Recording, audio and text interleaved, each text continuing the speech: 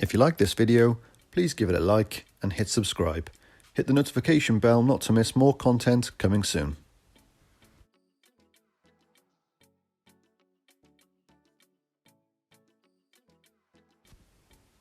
And welcome back to another episode of FPL Squad Picks. It's Game Week 36. We're going to take a look at the double/triple Game Week 35, review the points from that game week, take a look at some transfer options for the upcoming blank Game Week 36, and then take a look at team selection and captaincy for my team. So let's get started. So starting with the results from Game Week 35, here are some fixture headlines. From the Newcastle and Leeds victories to a Benteke brace across the double game week. There's been a lot of games this week, so instead of going through each one, if you'd like to pause the video at this point and catch up on each of the fixtures' results, then feel free. Moving on to the next lot of fixtures, here are some of the just finished this evening, with Smith Rowe finding the net in both fixtures for Arsenal in this double game week, which saw a lot of FPL managers have him on the bench, to Martinez getting another clean sheet with 3 bonus points yet again in a goalless draw, to the goals galore game of United and Liverpool, which saw Liverpool creep up the league table a little bit further towards those Champions League spots. Here's my Game Week 35 team and the points that I scored. I'm really pleased with my results this week. I managed to get 139 points. Not all points have been added to the players at the moment, as this was taken just before the bonus points were added in, but I should have received that total of 139 if my calculations were correct on the bonus points. Overall, this has meant a green arrow for me, and before checking Thursday's fixtures and seeing what rank I've got as a rise, previous to those fixtures, I went from 150,000th up to 117,000th position in the overall ranks. That was a rank rise of just over 33,000 spaces. Again, really pleased with my team this week and a really big rank rise. I'm hoping that by the time that I've added on these extra points from the Thursday's fixtures, which went from about 94 points overall to this 139 points, I should have risen a few more as well, maybe even edging closer to that 100,000 overall rank position. To run through the points breakdown for my team, starting with Mendy, unfortunately unable to keep a clean sheet, but managing to save a really disappointing penalty by Aguero and picking it out of the air, which gave him a penalty save, scoring him 11 points. Unfortunately, he didn't play in the second fixture, but having an 11-point haul for a goalkeeper is pretty good in a double game week, so I'm quite happy with that.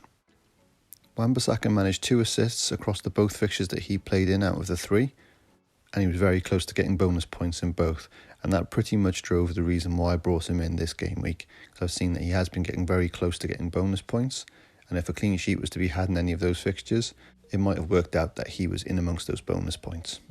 Trent also managing a really good points haul, getting a clean sheet, 2 assists, and 2 lots of bonus points across his 2 fixtures in this double game week. He's been consistently picking up points, with almost like a bit of a point to prove to try and get into the England squad for the Euros. But we've also seen him be really consistent in other seasons gone by. Unfortunately for my other 2 defenders, Castagna has been a bit of a flop ever since bringing him in, and being that it was between him and Digne, I think the better option now in hindsight would have been Digne, but it hasn't hurt my points overall too badly. As mentioned, the Chelsea fixture against Man City, they were unable to keep a clean sheet, so Rudiger only saw 2 points and sat out for the next fixture. So that's all he got in the 1 fixture for this game week. Moving on to the midfield, Salah has seen an assist, a clean sheet and a goal, hitting double figures across the double game week for him. My choice to captain Bruno Fernandes paid off this week, as it has for a lot of other FPL managers, but he managed a penalty in the first game, some minutes in the second game, and also played a full 90 minutes against Liverpool. He managed a goal in this game, collecting a bonus point as well, making him my overall biggest scorer. Alongside him, Greenwood also did a similar thing where he played the first game, second game, but then also picked up some minutes in the Liverpool fixture. He also managed a brace across the 2 first games in the triple game week for Man United. Jota didn't do too much in the first fixture of this double game week, but against United managed to find the net in an unexpected start for him. He didn't play the full game, but managed to get a return before he went off. Similarly with Iheanacho, only picking up 1 goal across the 2 fixtures. And finally, Dominic Calvert-Lewin, although also only picking up 1 goal across the 2 fixtures, also managed 3 bonus points. Even though looking at my bench, I did have Matej Vydra, who managed to pick up an assist and potentially would have been better to bring in instead of one of the 2 defenders, Castagna or Rudiger, and there was always a chance that he could pick up something in that Fulham fixture. But I backed the double game weekers, just in case obviously 2 games were played, and the potential for a higher point score.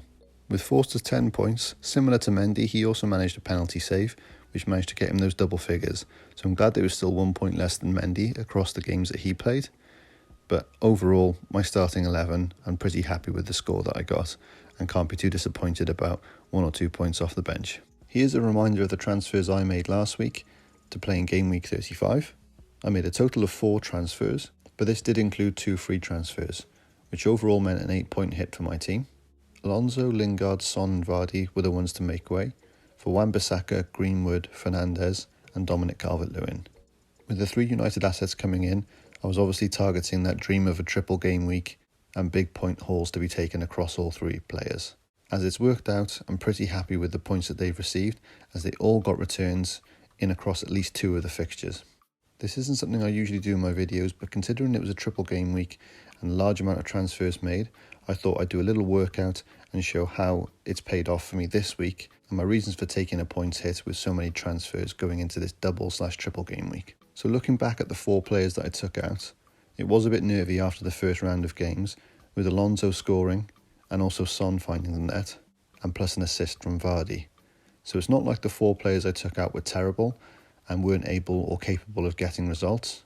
Bit shocked to see that Alonso did have a game, but obviously when he does play, the reason he was in my team was because he is such a big attacking threat. Similar with Son, his consistency for points, and Vardy's been in and amongst the action even though he hasn't been scoring consistently. But the real thing I was banking on was Man United having a triple game week, but also that the potential for these players was that they would pick up more points overall than some of these single game week players. And to bring in Fernandes, Vardy had to make way as he was the most expensive across my team, and him making way obviously freed up a lot more cash for me to bring someone like him in. So after a bit of working out, the transferred out players would have scored a total for me of 23 points.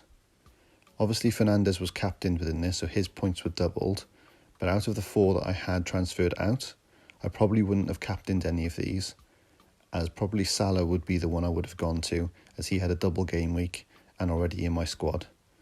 So being that Fernandes was captained and none of these would have been captained, I've added those points in as well. So including that, the 4 transferred in got me a total of 76 points.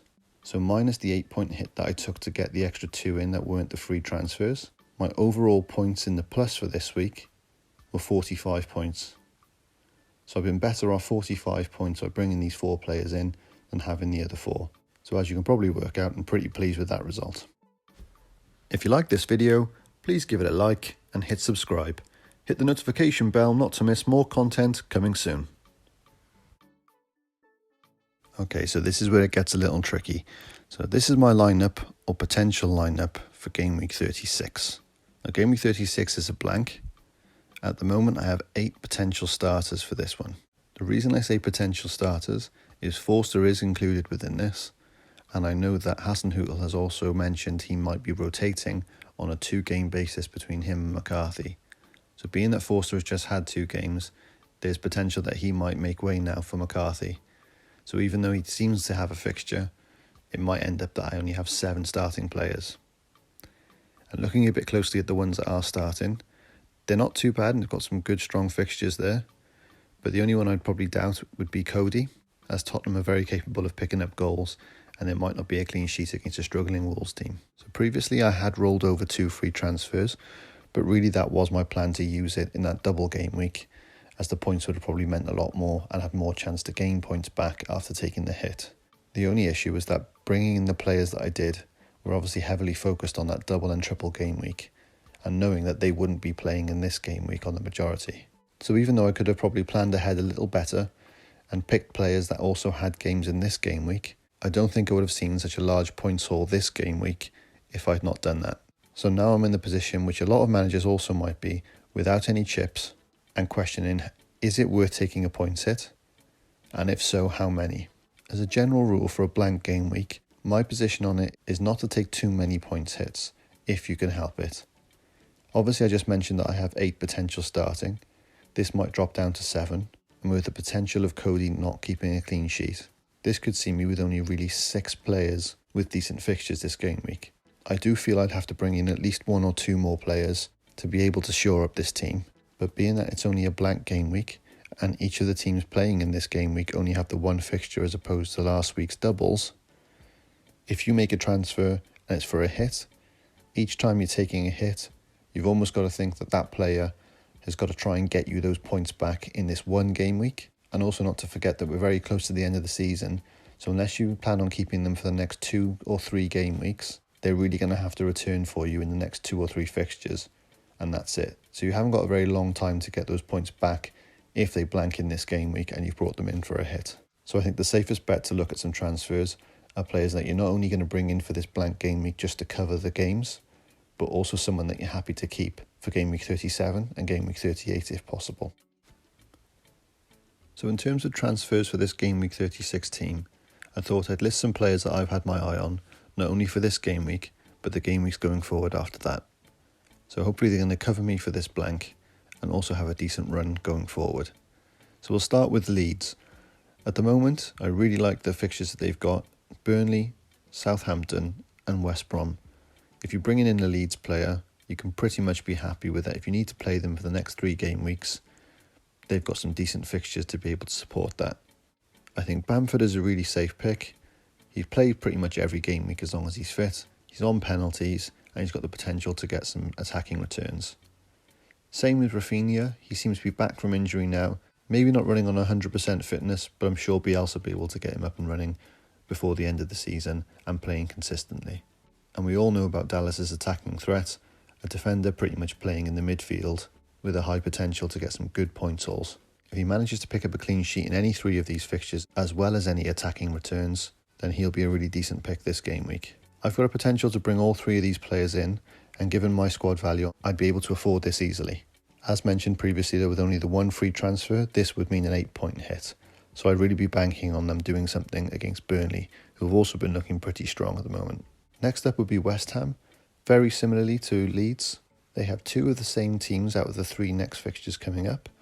The only difference being that instead of Burnley, they play Brighton, but they've also got West Brom and Southampton.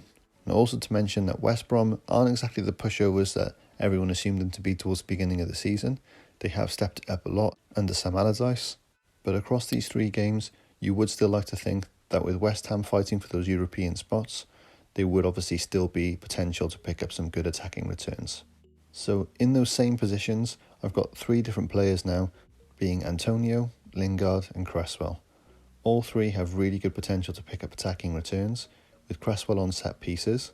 He has recently come back from injury, and in the last fixture he played didn't look to be 100%, and Sofal has been playing really well recently, so if you're looking to save a bit of money with someone with a very similar attacking threat, just not on the set pieces, then you could potentially move Cresswell to Sofal, and I think that'd still be a really good move. Similarly with Lingard, he seems to have lost that original form when he first had the move to West Ham.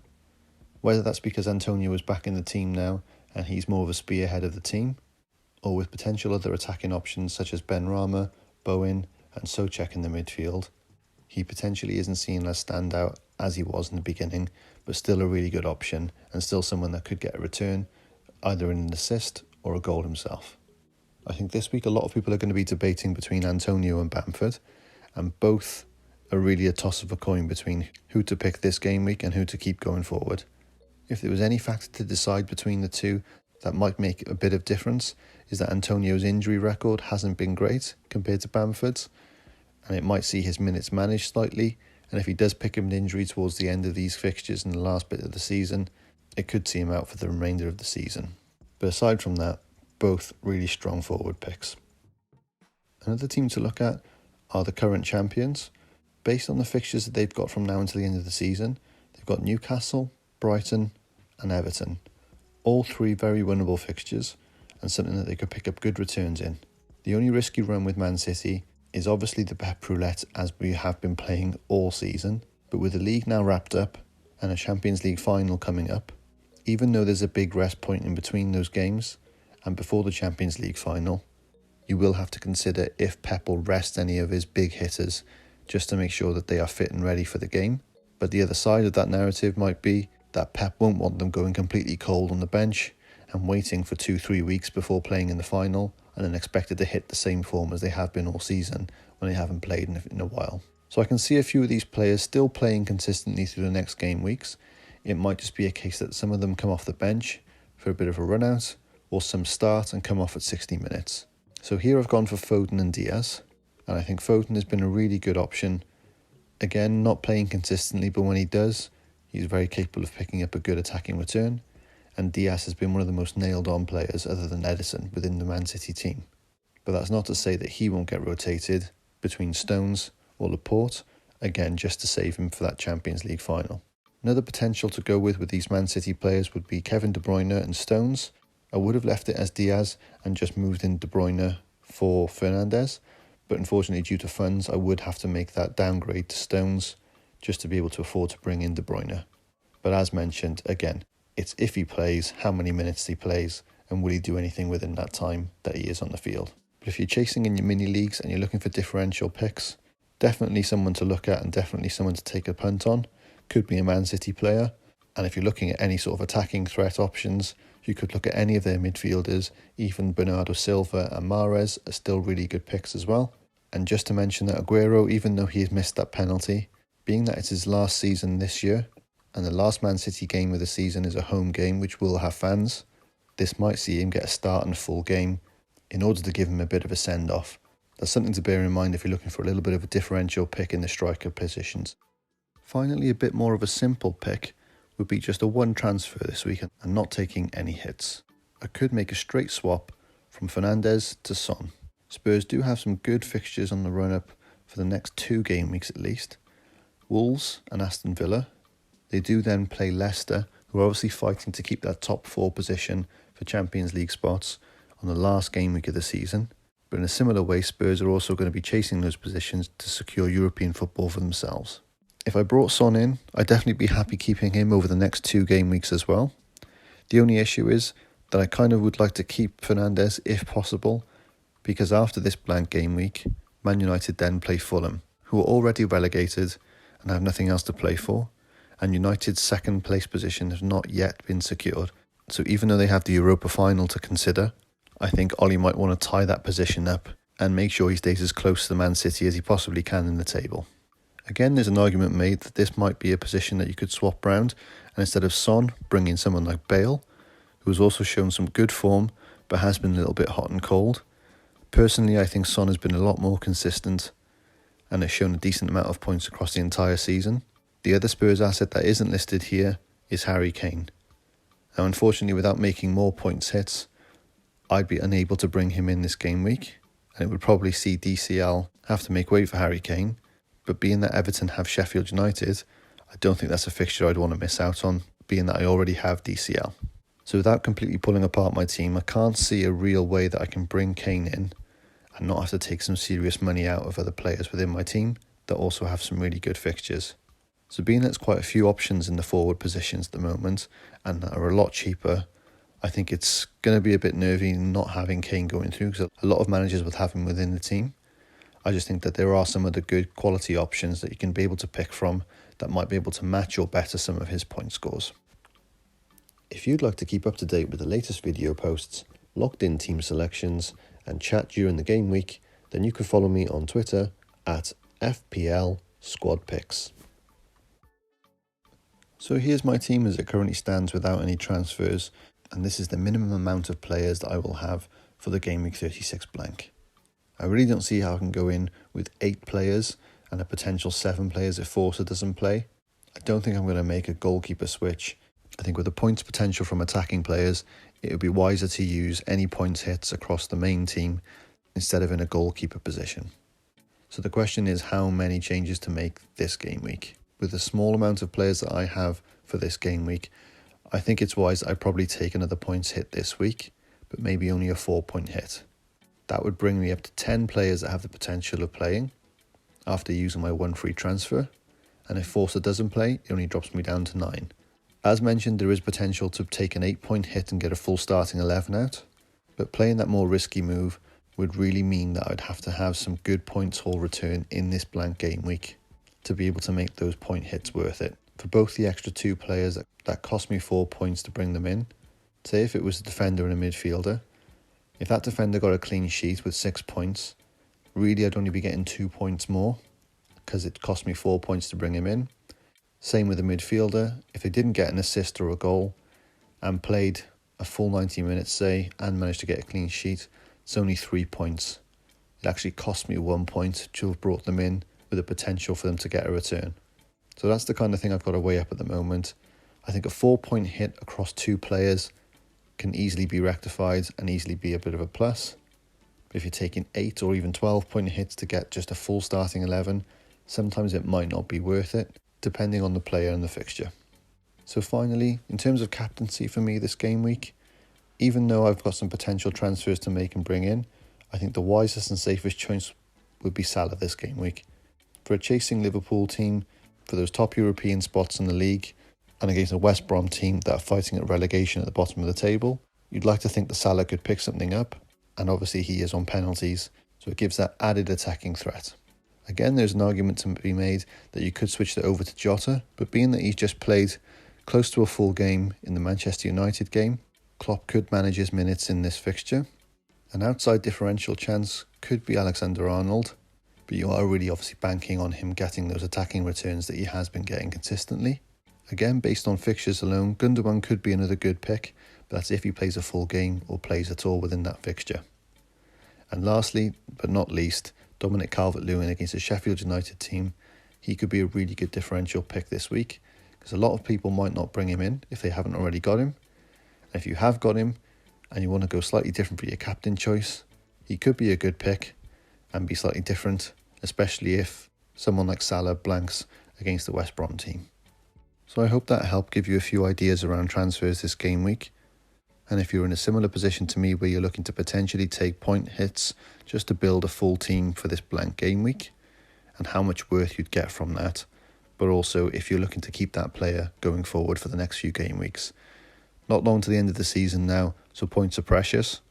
Make sure you use them wisely if you are going to spend them on transfers, or if you're chasing your mini leagues and want to go differential, as I think there could be some big hitters that are being missed out in a lot of people's teams as they're going for obviously the safer picks across the next few game weeks. Feel free to leave a comment below about who you think will be vital this week and going forward.